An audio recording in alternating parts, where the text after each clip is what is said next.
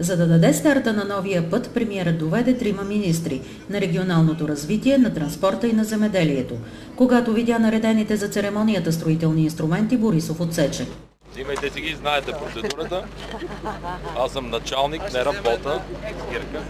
Премиерът взе бутилка шампанско, но вместо да я разбие в кофата на докарания за церемонията багер, я даде на строителния работник в машината и му заръча да копае така, все едно е той.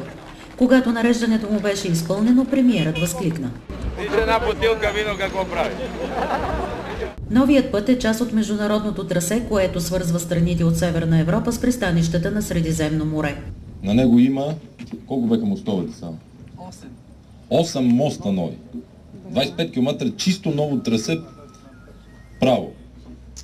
С мостове, естакади, всичко. Така че, ако в следващия програмен период разрешат и дадат от Европа още малко пари, можем да го направим и 4 лентов скорост.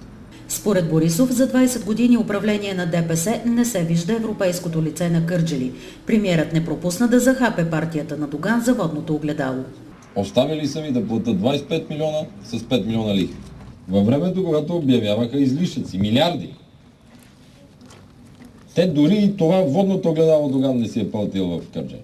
След първата копка на новия международен път за Гърция предстои откриване на граничния пункт на прохода Маказа, най-големият след този на Кулата. Работната дата за това е 15 октомври.